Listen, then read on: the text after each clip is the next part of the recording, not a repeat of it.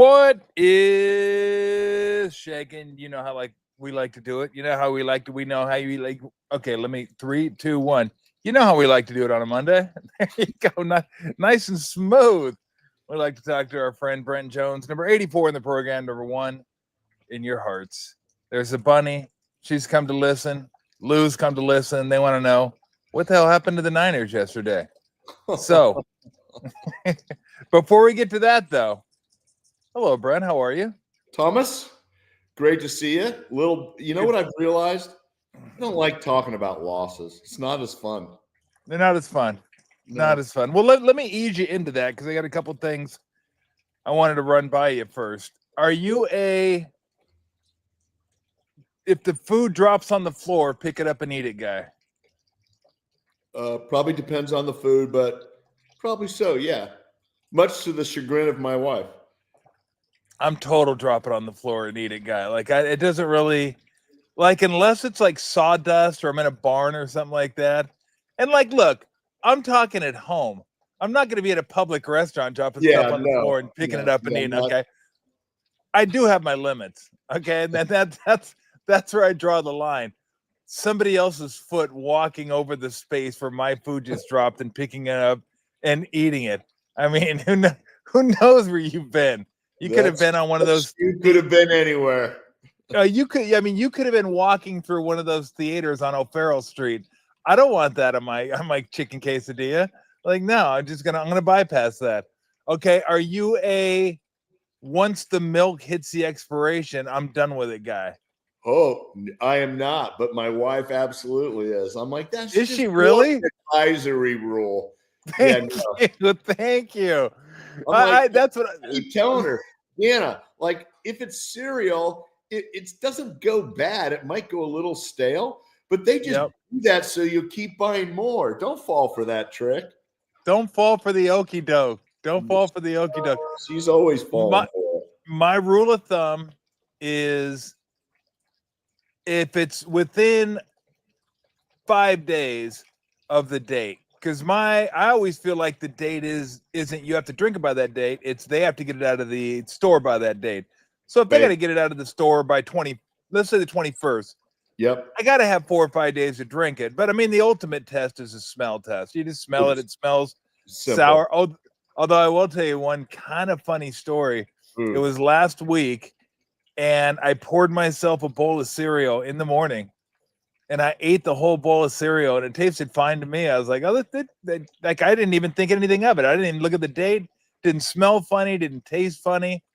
And then later on that evening, Weston went to get some milk and he smelled and he goes, oh my God. He goes, this milk is sour. He goes, it's awful. I go, what are you talking about? I go, I had some this morning. I had some Captain Crunch berries. I go, it's fine to me. He goes, well, come over here and smell this. And I smelled it and I was like, oh my God, it didn't smell like that this morning, did it? So my question is, there is a possibility, isn't there, from the morning to the evening, for sure, it can go bad. So, I might have caught it just at the tail end. Right before it went sour. Kicked in, before it completely went sour. I'm probably more of a 2 or 3 day guy. I probably don't push the outer limits like yourself, but everything else. Are you still a milk guy? I still drink milk on cereal. I don't really drink glasses of milk. But I still go through. We still go through a gallon of milk a week here at the Tolbert household. We do too, and I don't kind of consider myself a milk guy, but I find ways to drink it, whether it's cereal or I'll have a scoop of peanut butter. And man, nothing else in your mouth if your mouth is kind of stuck together with peanut butter, works. Milk penetrates that. You go straight scoop. Absolutely. Wow. Never done that. Wow. Protein boost. All right. Now in a weak moment, have you ever bypassed the spoon and just stuck your finger into the peanut butter? I have not, but there's been a moment where all the spoons are in the dishwasher and I'll pull out a knife and do it. And in the weakest moment, I'll grab some of Dana's honey and gushing on there and have a little peanut butter and honey at the same time, and that's like a snack. Now, if you see me, I get yelled at. But okay, have you ever pulled this one off? Have you ever drank the milk right out of the gallon? Once or twice. Come on, everybody's done that. Everybody's done that. If you would have said no to that, I'd have been okay. Next thing you're going to tell me is you never peed in a pool. Yeah, no, I've done the milk jug every now and then.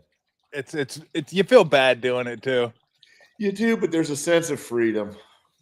There is a sense of freedom, although here's the worst part.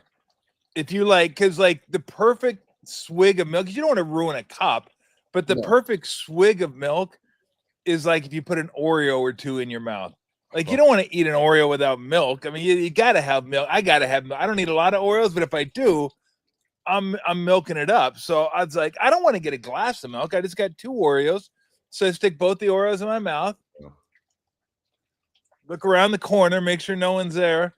Take a swig out of the jug, and it's perfect. Put the jug back. Now, the worst part is if I get some like Oreo around the ring, then I gotta empty the jug now. I'm like, okay, I gotta go buy a new gallon. So I've kind of perfected the art of tipping the jug, but just 2 inches away. So it's kind of like and then I just put it back in there.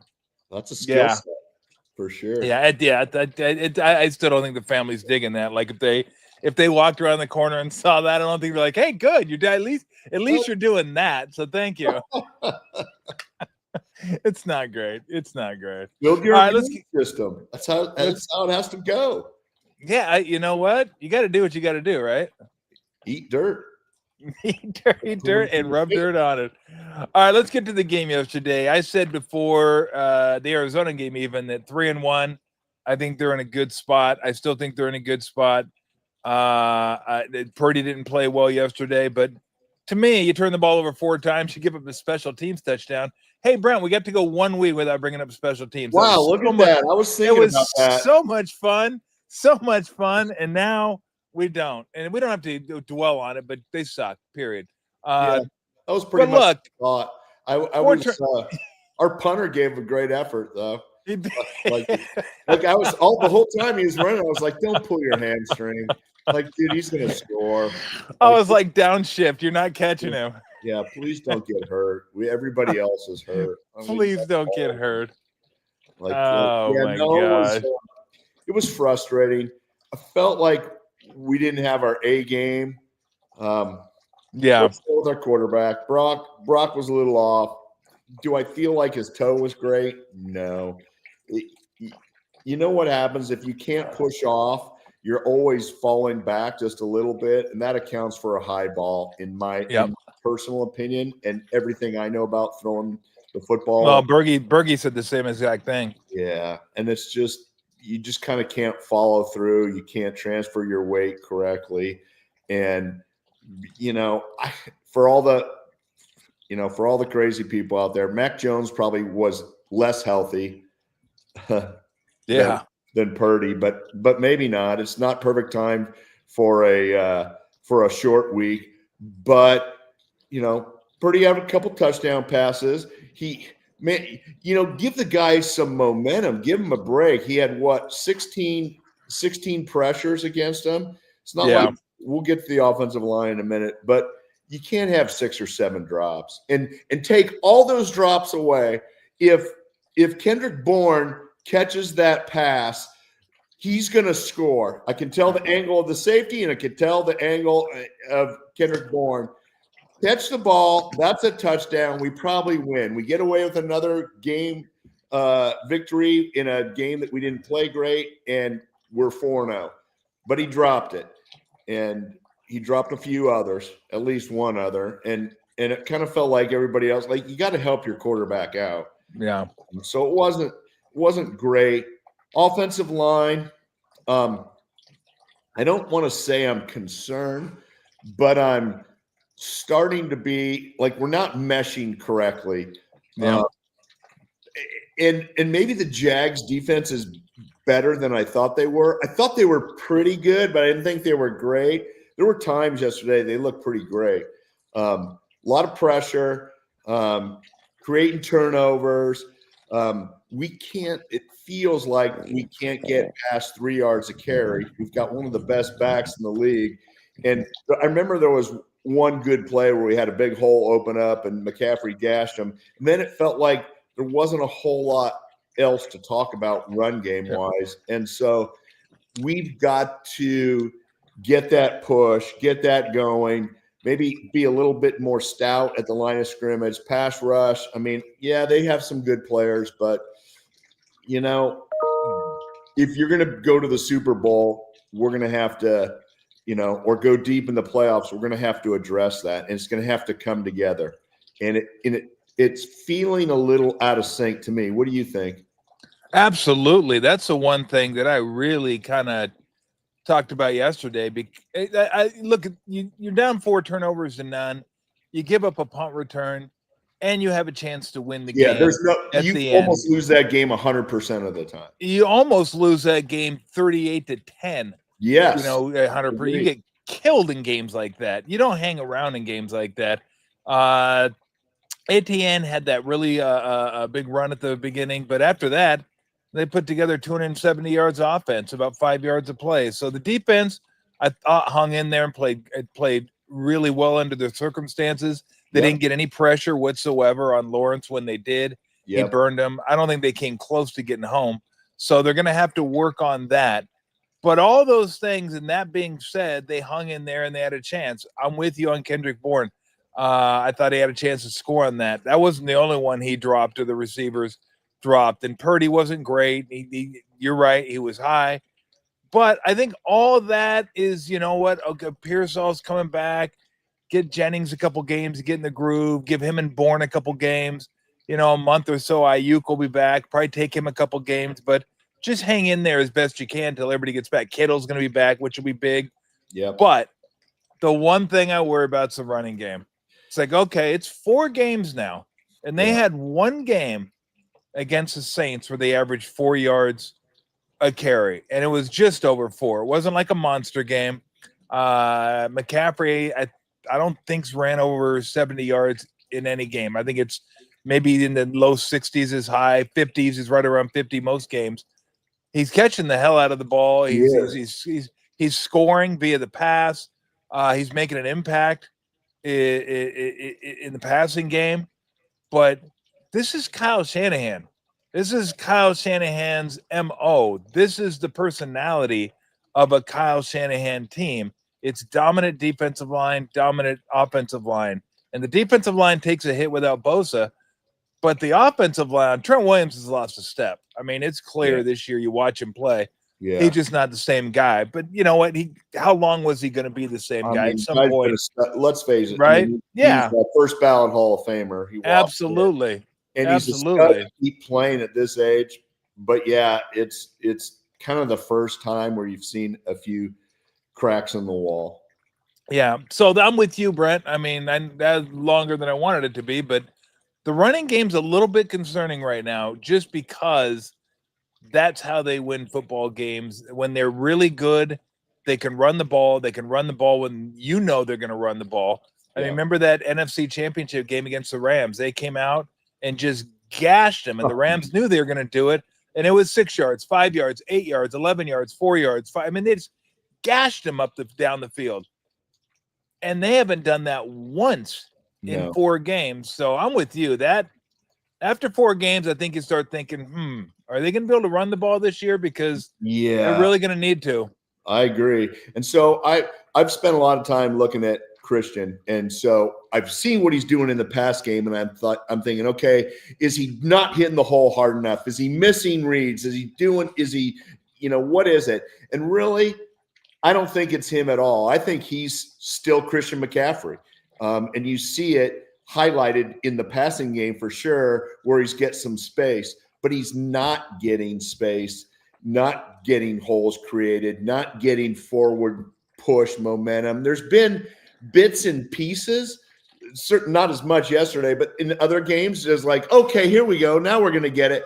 And it's never sustained. And that's starting to be a concern. I mean, you have Christian McCaffrey back there. Everybody's going to always respect the run, but you can't win games and get to the level that this team wants to get to and aspires to get to with 3 yards a carry, with one of the best backs in the league. Something's not going well. I'm gonna check real quick here and see if I can find this out. Well, I thought you were going to FaceTime McCaffrey and ask him what's going on. Let's find out. So rushing offense, rushing attempts per game, rushing yards per game, yards per attempt is what I want to see where the Niners are at, because they're usually in the top 5, if not top 10. I mean, top 10 minimum. Top 5 usually is yards per bottom 5 carry. Baltimore's still there, 6.2. That's where they usually are. The 49ers are 31st. Ooh. 3.3 yards a carry, just ahead of Cincinnati, just behind Pittsburgh, and surprisingly, 29th is Philadelphia. Wow. Now, I would have never guessed that, but they're, I've seen Philly play most of their games now. Their offense isn't a well-oiled machine. They're kind of not a low-key mess offensively, but they're 4-0. They're just find a way. But I'm sorry. I would go as far to say this. Niners, they're 3-1 right now. They won't even come close to making the playoffs if they're at 3.3 yards per rush at the end of the year. That's not winning recipe for any team. It's certainly not a winning recipe for this team. Yeah. No, it's certainly not to win. If you could just say, hey, well, we're the best pass blocking team in the league, so we'll give it up on some of the run stuff. That's never the case, and that's certainly not the case here. And so we have got to solidify, get those guys in a groove. Maybe some of them are banged up. There's always something going on with everybody along that line. But, man, we've got to mesh and make it work and be like a well-oiled machine and maybe start creating some explosives out of the run game, because we're not really getting any. Yeah. Just one of the comments on here, Sharon wanted to know about preseason, and like a lot of people don't play during preseason, and we've talked about this. You really don't start looking like yourself until October. This is an extension of preseason, which is why I said 3-1's really good. And it's a nice jumping off point into the season where everybody kind of gets lubed up a little bit. She mentioned Kansas City plays their guys during preseason. Not a lot, but they play them. And Andy Reid has a different philosophy when it comes to preseason. How do you feel about that? Because some coaches go one way and just don't play anybody. Some kind of mix it up, and then some kind of try to play as many guys as they can. I know Cincinnati did something different this year and played during preseason.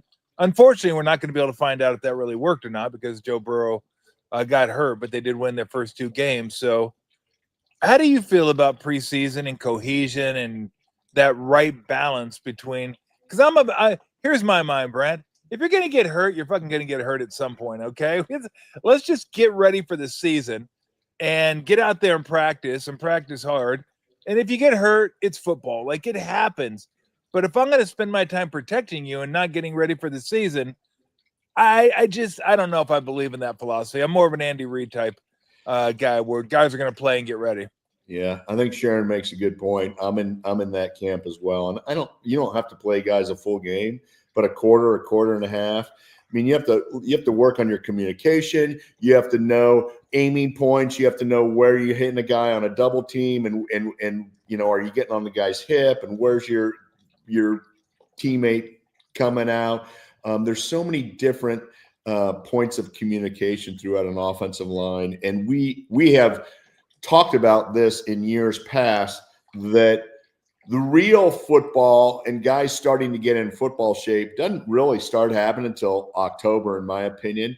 And teams look rusty. And you certainly can look across the NFL and see teams that look rusty. And from an offensive line, from a run game perspective, we haven't put it together yet. Now, I'm hoping that we're going to start. I'm sure there's some internal focus on that. I'm sure Kyle's more than firing up the guys to start, getting off the ball, working together, creating some holes, and getting one of the best backs in the league more than 3 yards a carry. I mean, it's not okay.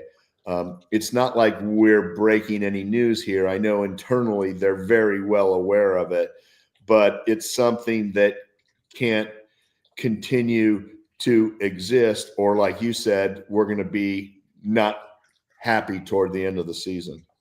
Yeah. And I think it'll be interesting because I'd have to go back and look at the first half of the Seattle game, because I've talked a lot about the red zone troubles, because they stink in the red zone too. I mean, they're moving the ball. Their yards per I think their yards per play is 12th on offense, 6th on defense. So like they're doing, like, the offense is okay, but it bogs down when it gets to the red zone. Yeah. The running game isn't very good at all. In fact, it stinks. But I think a lot of that is George Kittle. I mean, you take Kittle out of there, and I thought about the red zone a lot, how this guy is so big in the red zone. Not only a big target, he's just big because he can block as well, and he gives you that extra dimension of having an added offensive lineman. But they gives you an added offensive lineman no matter where you are on the field. So the fact that they don't have him is big, and I got to imagine their running game will improve. How much, I don't know, but will improve as soon as they get him back.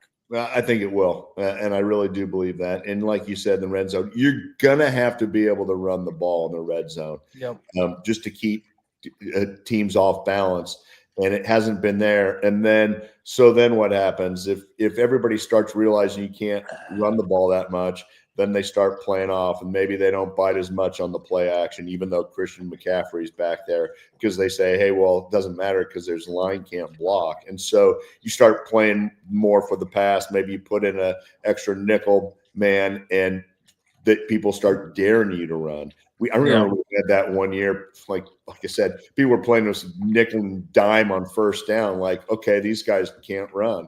And we couldn't, and it really hurts the passing game. And in the red zone, you need half a step on a guy, and you need a guy to step up. Half a step up on a play action can be the difference between a touchdown and a sack. And so we don't have all those things yet at our disposal. A big part is George Kittle. Let's face it, because he's a weapon both in the receiving game and in the run game. Play action works better. All these things, but we're missing Ayuk too. Our guys are banged up. Our quarterback's coming off his toe. Our wide receivers can't stay healthy. My gosh, wouldn't it be great to get some guys healthy? I actually thought Demarcus Robinson was going to make more of an impact yesterday. Yeah, he did. He's coming back and getting his feet wet, but I think what the average fan doesn't realize, when you haven't played a game for 3 or 4 games, man, it's not that easy to just come back and be in sync. You're just maybe a half a step slow. You're not in the right spot. Maybe you aren't getting off the ball as well.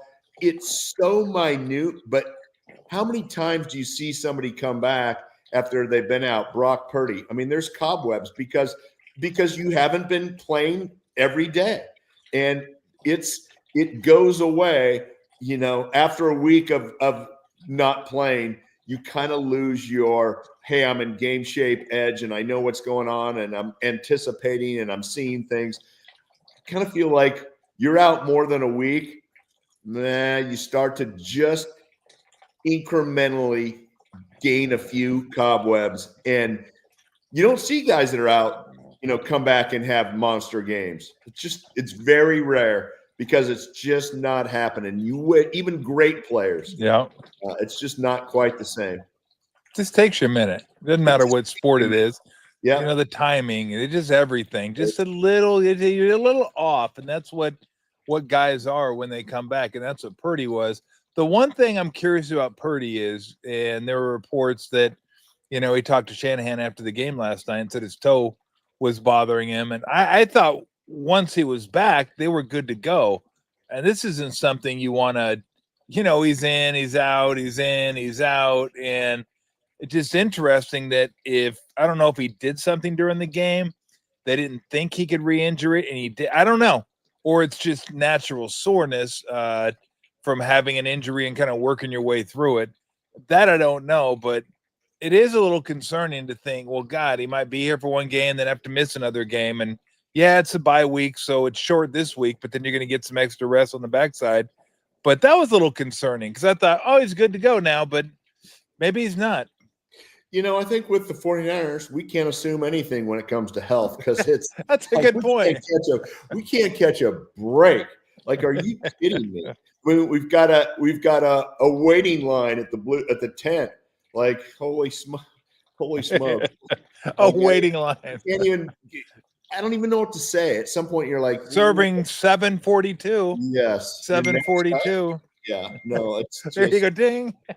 So frustrating, but yeah, no, I'm right with you. I'm a little concerned. I'm not throwing in the towel, but I'm like, yeah, we can't catch an injury break. We have a short week. Hopefully, we can get everybody healthy after the short week, but that none of that accounts for the fact that we have a huge division game on Thursday. Bigger concern for you moving forward, is it the running game or how are they going to generate some pressure on the opposing quarterback? Man, that's a tough call. In my heart, I believe we'll figure out the running game. I really do.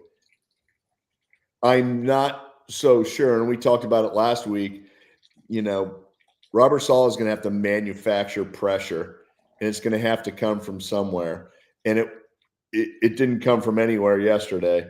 And so we're going to have to take that one under further notice. So if I had to say it's getting pressure, I kind of feel like the line's going to gel together. Maybe it's 2 or 3 weeks, but at some point we're going to be running the ball better than we are now.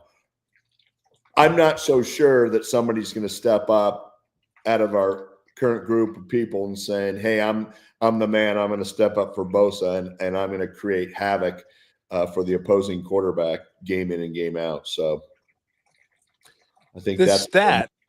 I'm reading this stat from per Matt Mayoko. The first time they've had no sacks or no QB hits since 2015. It's been 11 years since they haven't had a sack or a QB hit in a game. Wow. That's impressive.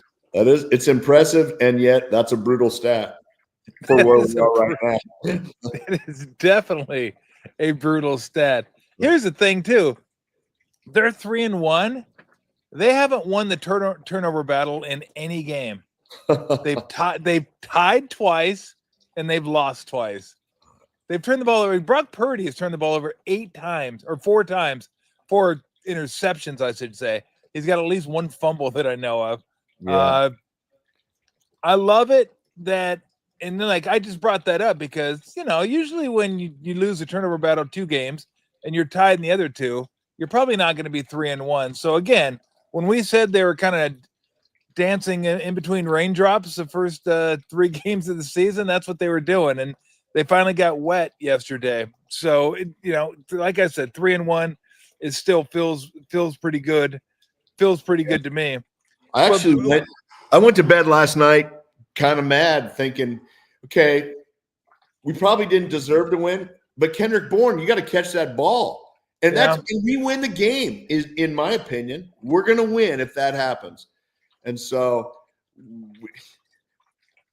I hear all these things like, oh yeah, he's working on his connection with Purdy, or our receivers are working on their connection. It's like, no, dude, like you've been playing football your whole life. It's a ball going right into your hands for a touchdown and you dropped it. And it's other guys like, yeah, it's not your connection. It's not, yeah, you're off your spot or marked by a little bit. It's like, it's football.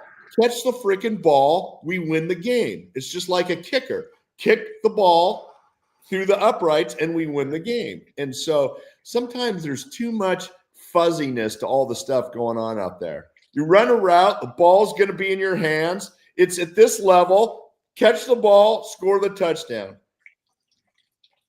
Sorry. Simple. Like It's not, simple. because I feel like everyone's falling back into, we didn't play very good. We had 4 turnovers. Like when it's 4-0, you lose. You lose. Up a touchdown on special teams, one of our favorite things to do. Oh, yeah, we can do that with the best of them. They can do that with the best of them. It's like there's other stuff to talk about, so we can't blame it just on that. Exactly. It's still kind of fun, though, for nostalgia. Although it's never nostalgic because they never go too far between fuck-ups, so it doesn't feel like it's in the past and it's nostalgic. It feels like it's always right here in front of us. Like, give us a couple weeks. Yep. We'll even say that's nostalgic if you give us 2 weeks. Give us no special teams screw ups. It's really I think everybody knows. Give us a couple weeks. I mean, at some point in time, the stars are going to align, and the other stars are going to be back in the huddle on the field. And if we can just hold out, just win another game, we're gonna be okay, I believe. Yeah. This injury bug has really gotten crazy. But at some point in time this season, we're gonna be healthy, and we're gonna say, oh, let's go win it now with the team that we got. And I think everything's gonna be good. And so, all things considered, I'm thrilled that we're 3-1, but I'm just a little pissed that we're not 4-0. Yeah. No, I'm with you. I think everybody that listens to me or has listened to me knows how much I think of Purdy, how good I think this guy is. I love the fact that he's a little bit of a risk taker. He's a gunslinger. I'd rather have that than, a check down Charlie where a guy's not going to put it into danger or not throw it someplace that may be a little dangerous, but you reap the rewards when it's complete. Yep. That being said, 4 interceptions in 2 games is 4 interceptions in 2 games. And I don't know if he has to recalibrate his risk assessment, but some of them yesterday, one was tipped. I get that. And the toe, I'm sure, had a little something to do with it because he was throwing it high. But again, I like the risk. I don't know where my risk level is because I like some risk. I guess I like the risk, except when it turns into a turnover. I guess that's the easiest way to put it. But of course, nobody likes that. Nobody wants a turnover. They all like the risk without the turnover. But where you at with him? Is it maybe, does he force it a little too much, or should he check it down a little bit more? I'd hesitate to say that, Brent, because I like the way he plays. I like the way he throws the ball down the field. But I do know that 4 picks in 2 games, like, you can't keep throwing 2 picks a game. No, he cannot. But I'm more in the, I'd rather gunsling it. I think that maybe he's not accounting for the fact that, we don't have all our guys back and healthy. He needs a healthy George Kittle. That threat. And Tom he's made some really nice plays. I mean, I really like him, but it's not the same as George Kittle. Ayuk back, even 85% Ayuk is going to be great. We've got to get everybody else full speed. Ricky, he's banged up a little bit, and so we get everybody back, and Brock's toes okay. I think that it feels like sometimes we're trying to make, I don't want to say excuses, but we have reasons for everything that happens. But at some point, we can't throw interceptions. At some point, we might have to take the check down. I'm as big a Brock Purdy fan as there is. But, personnel hasn't necessarily been on our side yet this season because of injuries. And I think sometimes you have to take into account who's out there, what's going on. I mean, Kendrick Bourne's been with the team for a couple of weeks. Demarcus Robinson's been in his first game. Like, it's probably not the time to take really big risks with guys that aren't maybe fully adjusted to the offense. And I have seen this out there, and somebody brought it up on one of the comments. And trust me when I say this, I do know. I'm not going to say I don't know a lot. I do know a lot. I do screw up a lot of things too. Do I know everything? Absolutely not. I do know this. There will be no QB controversy this year. Brock Purdy's the quarterback. Okay, Yeah. it's never going to be. Should Mac Jones be starting? No. Ever? Read my lips. There will be no new taxes. Okay, and Brock Purdy will be the quarterback of the 49ers this year. Read that my I can lips. read my lips. I mean, you can't micromanage every game and do the overall analysis.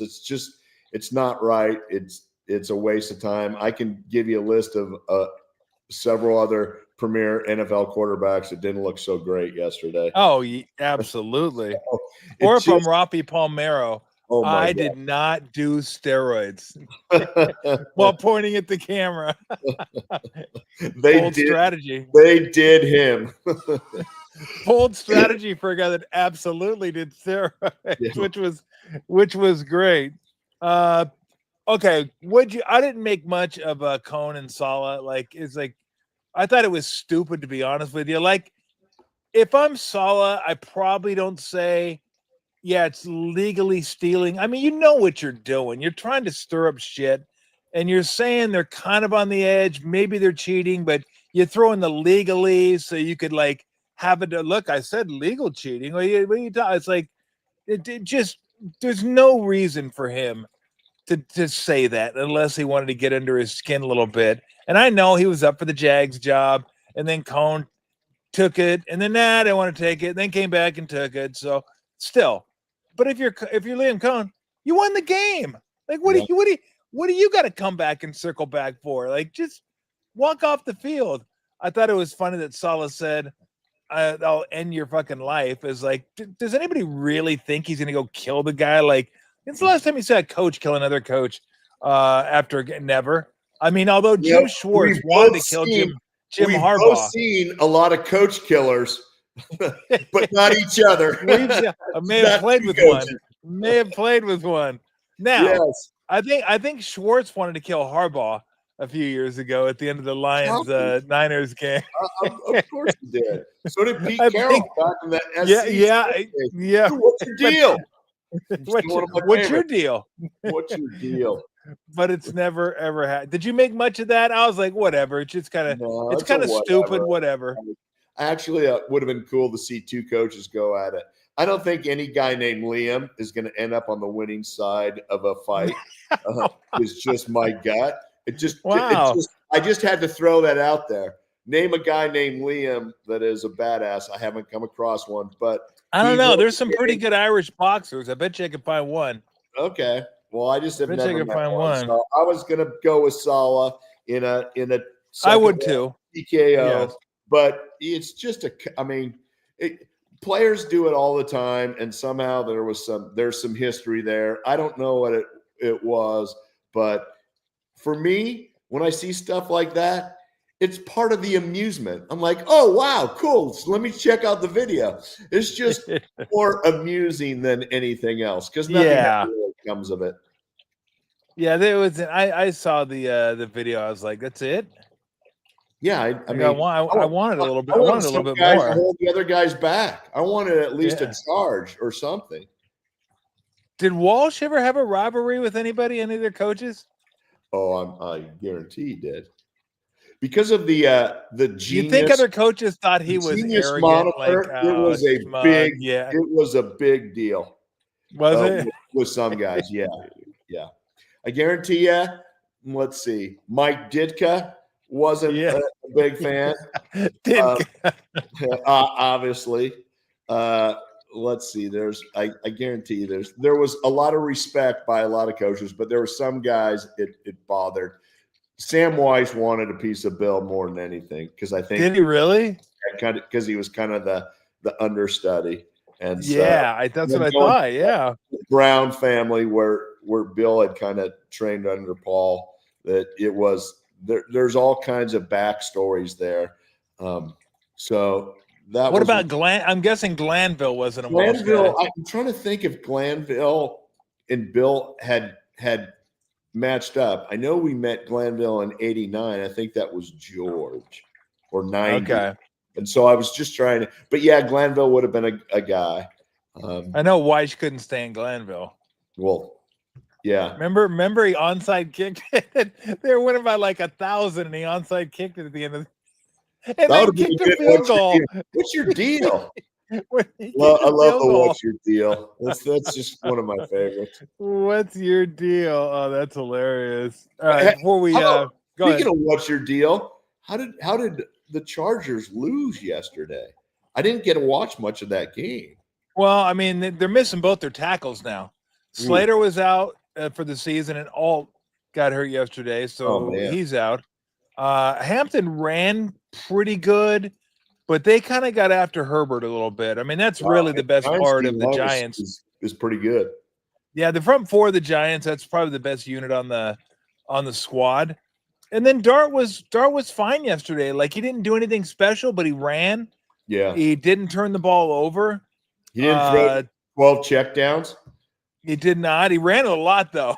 He ran it a ton. I don't know if that's not a prescription for good health in the long run. No, not yet. But for a young guy, still kind of learning. Like, I'm sure the game was moving 1,000 miles an hour for him. So, he was okay. Did I learn a lot? Not really, because he didn't throw it. There wasn't a lot of timing stuff. Malik Neighbors blew his ACL. He didn't throw any darts. He was more darting in and out of the.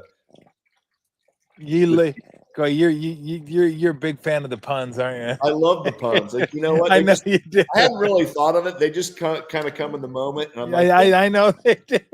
Hey, and then because I was watching that game, and then I watched my fantasy season end as Malik Neighbors blew his ACL out. Oh, ditto. I didn't watch it. I heard it on the radio. I was switching back between the almost amazing comeback of our Ryder Cup team and NFL. God. If you're Henley, how do you leave that putt short? That's when it all started to fall. Like, yeah, I was dropping our friends off at the airport and I heard that and I was like, come on. I didn't see it, but I heard it and I knew you couldn't leave it short. But I'm still a little riled up about the old captain's agreement from 1979. Hey, our guy can't play, so we'll each get half a point. Me too. What the hell is that? Yeah, we get a point then. Sorry. Yeah, a full point. Sorry. My guy's at the tee. Where's your guy? He's not here. At least that's a DQ. Point. Your guy didn't show up, or he is hurt or scared or whatever. But that's not there's no gentleman's agreement there. Yeah, like, why do you get a half a point? I mean, no. Or if we don't get a half a point, then you don't get a half a point. Like, so I was most upset about those were the three things. I was furious about the half a point. I was mad at Kendrick Bourne, and I was furious on the Upton Stout interception. Those are my three riled up high blood pressure moments of the day. There was no way that was pass interference. You don't think Upton Stout grabbed his jersey? A little tiny grab. I thought he did the Ricky Bobby slingshot engage. It was that bad. No, okay. No. Okay. I mean, do you know how much hand play and grabbing there is out there? And it was a little. I'd call it a tug instead of a pull. I'm not sure what the distinction is. Oh, a tug is just doink. A pull is like, come on. It's like one a misdemeanor, one a felony. Like exactly. Okay. Those were the things that had my blood pressure going yesterday. So, okay, feels like the tug you got to pay more for. I'm not sure though. Yes. We're not talking Cleveland Browns though. Let's jump around a little bit. What really kind of the thing that got me yesterday was this: as there's 3-3-1 teams in the NFC West, there very easily could be 2 and a 2-2 Rams team coming into Thursday. Man. If not for Adonai Mitchell, wait, I thought we'd stop this. I thought we'd clean this up in the NFL. Enough people have seen these idiots before they cross the line, showboating, or showing someone the ball or, hey, mom, look. And what did he do? Adonai Mitchell had it. He's going in for the touchdown. Turned around to show the ball. Ball slips, goes out of the back of the end zone, and the Rams get it at the 20. Like, literally. Like, you can't be any dumber. Now, I don't want to say he's dumb. He could be dumb. I don't know him. But that's a dumb. That is the peak of idiocy, doing something like that on the football field. It's unbelievable. Agree. That would have been my fourth high blood pressure moment of the day, but I just saw the highlights later on. So I was mad, but I was like, I just knew the Colts lost. And then I was like, that and freaking leaving the wide receiver wide open by 50 yards or something. You know how many guys they had on the field for that play, right? No. 10. It looked like 6. 10. Wide open as he was. And one guy fell. Oh, jeez. So they had 9. Like in the Colts, shockingly, the Colts are not bad. I don't know how. I know. Danny Dimes and I guess they have some good offensive linemen. And I didn't know much about them going in this year, but somehow they keep winning. Although, of course, not yesterday because of that great dumb play. Yeah, I had 2 of them. So you get the one, you take a touchdown away from yourself. Oh, yeah. By doing something incredibly stupid. And then 2, maybe the Rams go down and kick a field goal. Maybe they don't know. But you decide, like, hey, let's go 10 and 11. And then a timeout, too. They could have called the timeout and rectified that. Nobody noticed it. And then the guy trips, and Tutu Atwell goes 89 yards for a touchdown. So it's like, oh man, you guys, because I watched a lot of that game too. I was gonna watch the Ravens and the Chiefs, and that game got out of hand, so we went over. We're watching mostly Rams. The Ravens may have a problem too. Wow, like they may have a now. I know they got a Chiefs problem. They don't beat the Chiefs, but good grief, they didn't look good at all. Are the Chiefs better than we think? Xavier Worthy's back. Rashi Rice back, what, in another week or 2? Yep. I think so. Man. Let me see. I want to see. Looked okay yesterday. I mean, I just want to look so I can get this right, because I don't think they ran the ball from what I was watching yesterday. They didn't run the ball at all. Derrick Henry, 8 for 42. Justice Hill, they ran the ball for 150 yards. So when they ran it okay. But Mahomes was pretty good, 270. They don't beat the Chiefs. Man. What else do we have going? Raiders. I mean, man, I mean, another field goal block at the end of the game. That was. I have to say, I laughed. It was amusing. Gino not getting it done. We went over the Chargers game. Eagles are just lucky. I thought I heard a stat somewhere. They got like 0 yards in the second half or -2 yards, something like that. Like, is that even possible? I don't know. But they didn't move the ball at all. Well, they got outgained 370 and saw Saquon just kind of getting nothing. And man, Brent, they got outgained 376 to 200. 200. Yeah, you don't win a lot of games with 200 on offense. Well, I guess you're -2 in turnovers. That didn't help didn't help the Bucs. Titans are just God. Oh, bless Titan fans. Because I thought the Texans were almost every bit as bad in the first half. Oh, Texans are dead. That game was terrible. Unwatchable. I watched it a little bit and I said, there's no way I'm doing this. Unwatchable. I did this. I shouldn't even tell this joke, but I'm going to tell this joke because it's funny. Because it's not a joke. Look, I don't feel this way, but every once in a while, I like taking a little shot at somebody. So I told Haley was down there watching the games. It was me, Weston were down there watching the game, and Haley came and was watching the game. And it just so happened that as she came down, the Titans and Texans are playing. It was like 6-0, 13-0, something like that. And just to kind of get her blood to boil a little bit, I go, Haley, this game is awful. I go, you know how bad it is? I go, they're letting a girl call the game.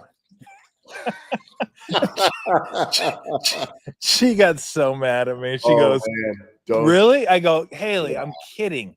I go, obviously, I don't know if it was Pam. I forget who the announcer was, but no, she does a good job. And then, like, I've worked with a female announcer before, but I knew that would get her, and she just was like, really? I go, really? Look at this game. I go, you kidding me? And she's like, you know what she did? Went upstairs. That's horrible. She left. Now, I couldn't tell that one to my wife. That would be the dad. I did listen for a little bit, and I think I recall that. I think it was Beth Moen, and she's fine. Beth does a good job. Yeah, Beth does a really good job. As a joke, that was a good. It was a great joke. I thought it was a fantastic joke. Yeah, I thought it was a great joke. I think Beth does a lot of the Raiders preseason games, if I'm not mistaken. But stripes, but yeah. Did you watch any of the Steelers game? You know, it's so weird because having the ability to watch any game and getting mad at one or locking in for another, I did because I thought they were going to run away with it, and then the Vikings kind of came back, and I had turned it off, and then I saw the Steelers win at the end. But it's interesting. Aaron Rodgers has been solid, maybe not spectacular, maybe at moments spectacular, but yeah, they certainly have given him plenty of time. I mean, I'm kind of surprised. I kind of feel like that's one of the surprise teams right now. I do too. I feel like I'm like, how are these guys going to keep this up? Like they're the Steelers are the one team. I'm like, God, that balloon's got to pop at some point, doesn't it? Maybe not. Tomlin just wins. I give Tomlin credit. I'm a Tomlin guy, so yeah, he just wins. You know what? You get momentum, and then you kind of start thinking you're better than you are, and then everybody on the team thinks you're better, and then all of a sudden, poof, you're better than you should be. Yep, irrational confidence. There you go. Irrational confidence. Yeah, I still think kind of the feel-good story of the year is the Colts at 3-1. Although you could put the Jaguars in there too at 3-1. I mean, both those teams were 3-1.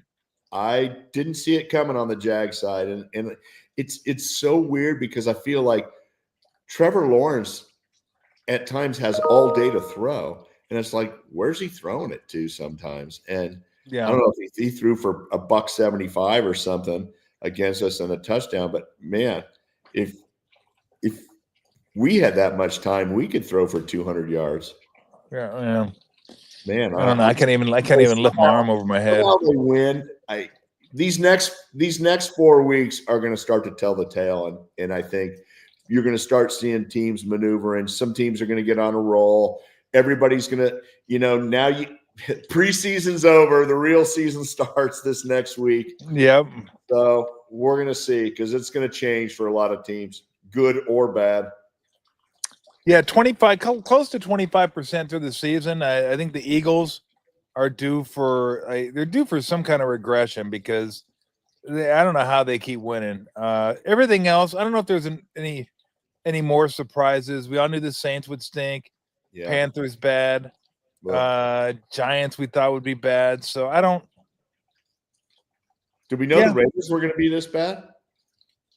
I thought the Raiders would be a little bit better. Me too. Or the Ravens. Yeah, the Ravens are probably the biggest surprise in terms of record.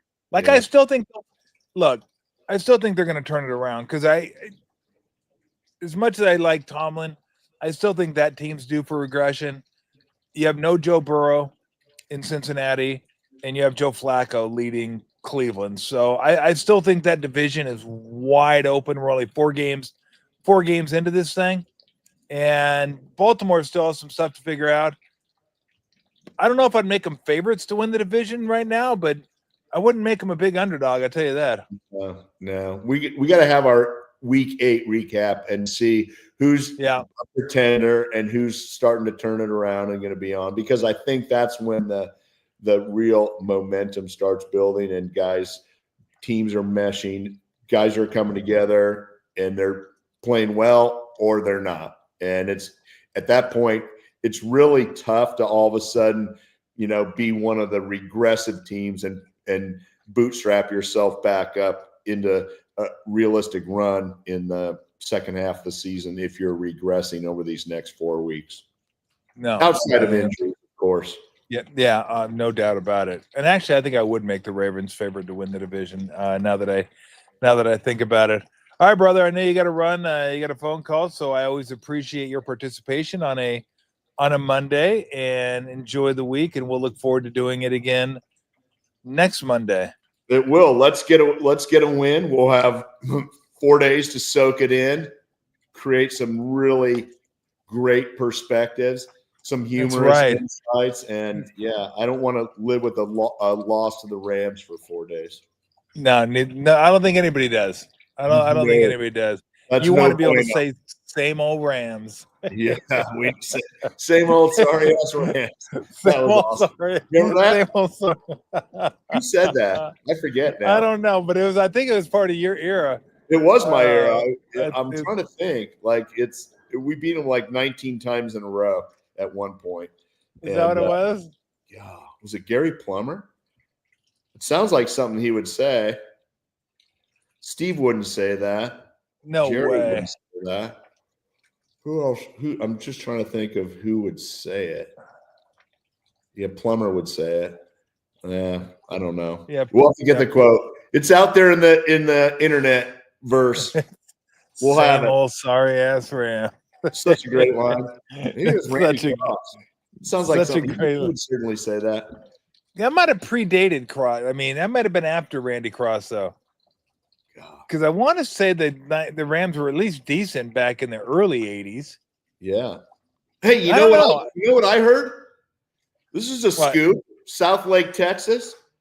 I heard the great Jim Everett moved here. Somebody saw him down at one of the restaurants. Said he moved here. Jim or Chris? Jim. Oh, wise guy. Don't do that. That's unfair. You don't remember the Jim Rome? Of course I do. Of course. I was like, no, Jim. I bet you won't say it again. I bet I will. Oh, it's so bad. It's so bad. I mean, it didn't look great for it. It doesn't look good for. It's so funny, but it didn't look good for anybody. It didn't look good for Jim. Didn't look good for either Jim. To be honest with you, yeah.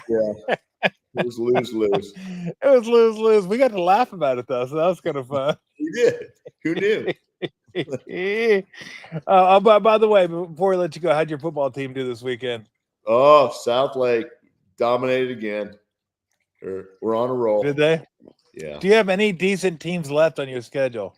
I mean, I hate to say this because I don't have a kid on the team, but no, they're probably not going to get tested till the playoffs. So much like the Niners, we need to keep our guys healthy. No injury. Keep your guys healthy. Yeah. All right, brother. Tell Dan and the family that I said hi, and we'll look forward to doing it again next Monday. Thanks, brother. It's always great time. All right, take it easy, brother. See you, brother. Bye-bye. Bye-bye. All right, we will it's so funny. I just saw that up there. Call me Chris one more time. Okay. Bet you won't. Bet I will. It's just such a shit show. An absolute, there it is. An absolute shit show. And again, I think if you asked both Jims, I don't think anybody's proud of that moment. I don't think they're proud of that moment at all. And for those that don't remember it, Jim Rome would call Jim Everett Chris or Chrissy on the radio station. So he came on the show and basically Everett said, I bet you won't say it to my face. And he goes, I bet I will. And then, well, he did. And then Jim got up, Everett, table goes flying, and Rome goes down, and Everett's on top of it's just like, what are we doing? Really, what are we doing? Just that was a mess. So, yeah, I know it's 2:00. She's like, yo, What do you get? What do you got here? What are we doing? Okay, so tomorrow, I believe we're going to have Dave Fleming on. And Dave Fleming will talk about the Giants. Bob Melvin getting whacked today. We'll get his thoughts on that. I don't really have a lot of thoughts on that. I think Bob Melvin is a really good manager. Maybe Buster wanted his own guy in there. Anytime you get a new guy running the shop, you want to get your own people in there. So I don't know who that is. I don't know what he saw in Bob Melvin that led him to believe he needed a new manager. Either that or he just felt like he needed a new voice. But it wasn't like his voice was that stale. He'd only been there 2 years. Usually that's like 8-10 years. Like, okay, we need a new guy. 15 years. The voice is getting stale. The message is getting stale. It's only been there 2 years. So I don't know. I know Bob Melvin can coach. It wouldn't have surprised me if they would have brought him back. Doesn't surprise me they're letting him go. So we'll get Dave's thoughts on that. Gets Dave's thoughts on the Giants season, the Giants moving forward, and the baseball playoffs. We got the playoffs starting tomorrow. Is this the best month of the year, or is like May, June the best month of the year? Like playoffs. I guess it depends on what you like. If you like playoffs, then maybe May, June, because you get golf. I think the Derby's in there somewhere. Maybe it's actually a little before that. But then you get NBA playoffs and Stanley Cup playoffs, and baseball started. So it's like sports every day. Right now, you get baseball playoffs, college football, pro football, and then the NBA is going to start. Oh, hey. Looks like everybody's signed. Not really. Not quite. Who was it? Melton and Peyton II signed. Peyton, and then they got to wait for. I don't know. And I guess they want to sign Seth too. The Curry brothers. Oh my God. Now that's like the true Splash Brothers. Actually, the real Splash Brothers are Clay and Steph, but those are like real brothers. So there you go. So hopefully this Kuminga thing will end by the end of the week. We can talk about that on Friday. But Dave Fleming tomorrow. And then Thursday, Berg's going to come out on Thursday. We're going to do a fireside chat and do a little post game after the Rams game. So that'll be kind of fun. I'm looking forward to that. It'll be dark out here. We'll have the fountain rolling with the fire on. That'll be nice. So, and then we'll have Michael Myers will be right there. Be kind of a spooky post game show. So that'll be kind of nice. Yes, the Oldham State Warriors. I said the Warriors used to have the death lineup. Now they got the near death lineup. So it should be exciting. We'll see how it goes. So join me tomorrow, will you? When Dave Fleming joins the show. Appreciate you guys joining today.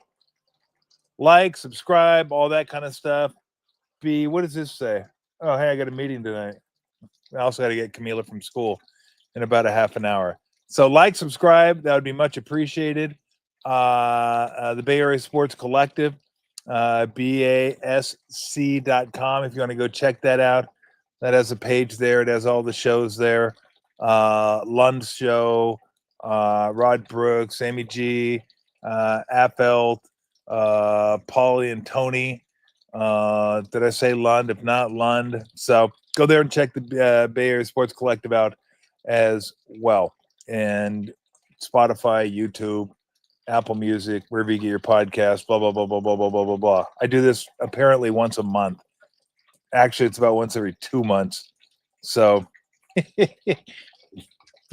probably should get better at that. Anyway, thanks for joining. Appreciate it. We'll see you tomorrow. Dave Fleming talking Giants baseball and baseball playoffs right here on the Tom Tolbert Show. Thanks for joining. See you.